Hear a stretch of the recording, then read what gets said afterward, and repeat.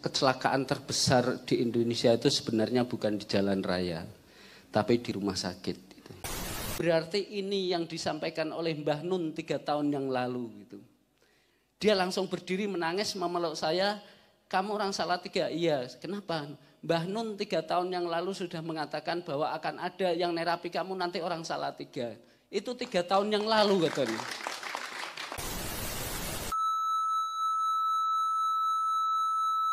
Silakan pada Pak Zain untuk memberikan pengantar terkait dengan kegiatan kita di bulan yang akan datang. Pelatihan Zamatera yang pagi kita pelatihan bersama beliau, kemudian malam kita padang bulan, insya Allah bulan depan itu tanggal 28 Maret ya 2021, harinya Minggu Pon. Terkait dengan apapun yang berhubungan dengan Zamatera, monggo Pak Zain, kawula semoga akan. Bismillahirrahmanirrahim. Alhamdulillah ala kulli hal. Allahumma shalli ala sayyidina Muhammad wa ala ali sayyidina Muhammad. Alhamdulillah pada malam hari ini saya bisa hadir lagi di Ma'iyah Padang Bulan ini. Dan insya Allah akan diadakan pelatihan pada bulan yang akan datang. Teman-teman sekalian, kenapa saya begitu berkeinginan untuk mengadakan kegiatan atau pelatihan Zamatera ini? Sebenarnya saya punya latar belakang yang sangat jauh, yang bagi saya fundamental.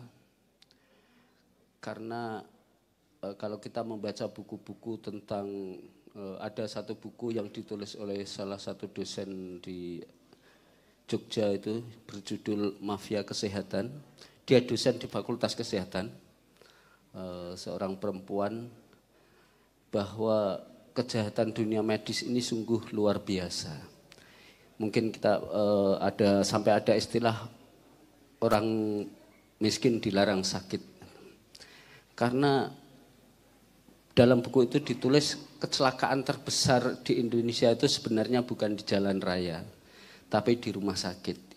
Itu tertulis dengan jelas dalam buku tersebut. Saya berpikiran, juga saya terinspirasi oleh salah satu novel, saya lupa penulisnya, judulnya Kode X.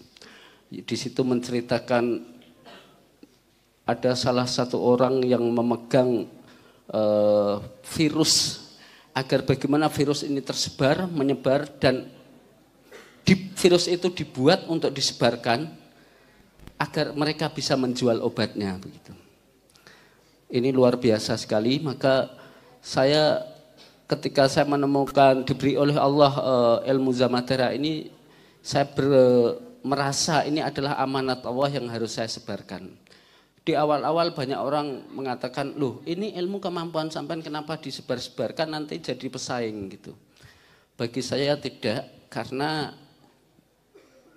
kemanfaatan. Jadi saya ini orang yang banyak dosa, orang yang banyak salah, orang yang tidak banyak ilmu. Maka satu prinsip saya, bagaimana hidup ini bisa bermanfaat buat orang lain gitu.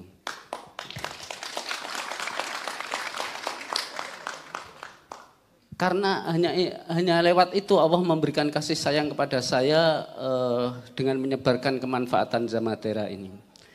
Kalau kemanfaatan Zamatera insya Allah sudah sangat-sangat banyak. Bahkan pulang dari Padang Bulan kemarin saya langsung ke Malang.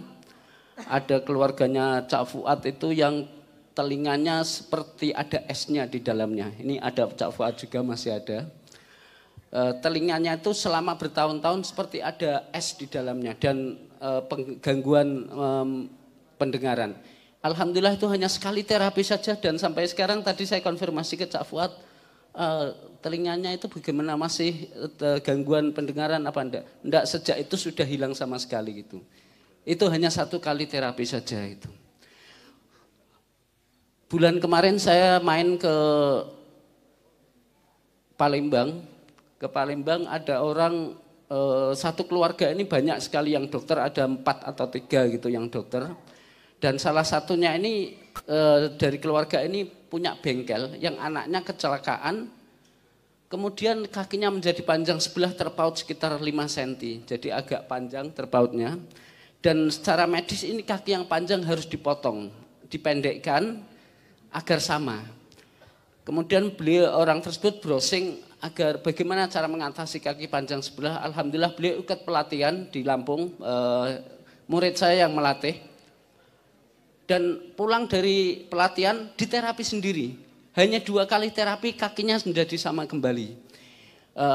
Banyak sekali, sangat banyak. Insya Allah kalau mencari informasi tentang manfaat Zamatera di YouTube atau di medsos banyak. Kemarin saya juga posting ada orang yang pengasuh pondok pesantren yang tidak kuat untuk berjalan sendiri, tidak kuat untuk berdiri sendiri dari posisi duduk dan hanya sekali terapi langsung bisa berdiri dan berjalan sendiri. Ini adalah salah satu bentuk rahman rahimnya Allah. Kalau rahman rahimnya Allah, pengalaman saya, Ma'iyah ini adalah rahman rahimnya Allah juga. Mbah Nun dan Ma'iyah ini adalah rahman rahimnya Allah. Saya ada pengalaman berkaitan dengan ini, menangani pasien di Cilegon. Bapak orang tuanya adalah dokter spesialis bedah. Ketika saya datang sampai ke sana, sebelum saya diundang, saya menyatakan saya minta ronsen dulu atau MRI, kemudian foto dan video saat beliau bergerak, pasien ini bergerak. Setelah ronsen dikirim, saya jawab insya Allah bisa. Begitu saya sampai ke Cilegon, orang tuanya bilang, ini bapaknya ini dokter spesialis bedah. Anak saya ini selain sakit medis juga ada non medis. Setiap dipegang oleh terapis, pasti orangnya itu lemes dan tertidur. Bahkan ada pasien terapis yang baru pegang langsung tidur. Saya begitu sampai sana, orang tuanya bilang, ini berani nggak nangani seperti ini? Saya jawabnya apa? Berani. Saya ngomong, Jin, aku ndebolo namanya Cak Nun. Saya bilang begitu, ya. Betul, saya bilang, ini aku ndebolo jenenge Cak Nun, macem-macem tak kandake boloku gitu. Dan alhamdulillah begitu saya terapi, saya sama sekali nggak merasakan lemes itu. Itu betul-betul kisah nyata. Kemudian pas acara saya punya pengalaman yang sangat unik ketika saya ke Malaysia. Saya masuk Malaysia, malam saya ngisi acara di Gugur Gunung, di Simpul Gugur Gunung Ungaran. Waktu itu komandannya Mas Agus. Pagi, malam saya ngisi acara bersama teman-teman di Gugur Gunung. Pagi saya langsung berangkat ke Malaysia. Waktu itu saya membawa uang hanya Rp150.000. Di depan saya orang membawa uang Rp3.000. Ditanya, kamu di sini berapa lama? 2 minggu, 3 orang, Rp3.000 nggak cukup, kamu nggak boleh masuk, kamu balik Indonesia.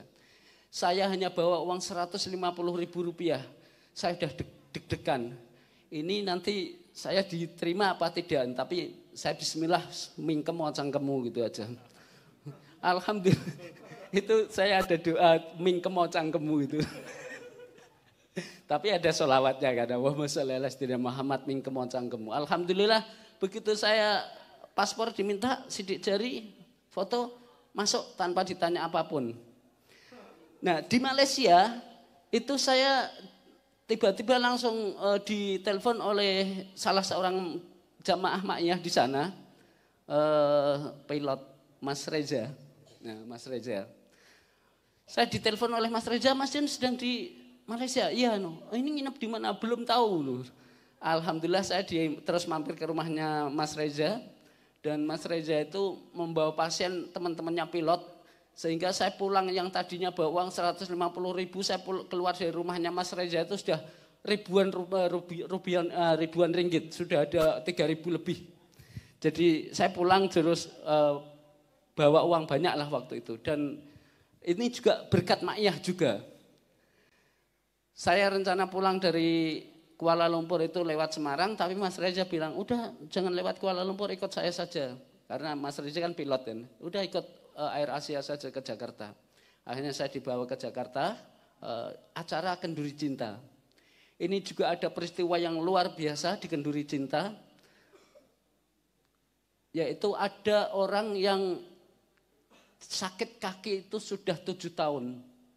Sudah 7 tahun, jalannya pincang, Begitu saya diperkenalkan oleh Mas Gandhi. Mas Gandhi waktu ini Pak Zen ini adalah terapis Zamatera yang masalah tulang belakang. Itu ada salah satu jamaah Ma'iyah yang langsung berdiri dan menangis. Berarti ini yang disampaikan oleh Mbah Nun 3 tahun yang lalu gitu. Dia langsung berdiri menangis memeluk saya. Kamu orang Salatiga? Iya. Kenapa? Mbah Nun 3 tahun yang lalu sudah mengatakan bahwa akan ada yang nerapi kamu nanti orang Salatiga. Itu 3 tahun yang lalu katanya. Kemudian sama Mas Reza dan Mas Gandhi diantar ke hotel depan di Hotel Alia. Ya. Di situ diterapi malam-malam karena habis menjelang sahur karena malam itu adalah puasa. Alhamdulillah hanya sekali terapi dia sudah nggak pincang lagi gitu.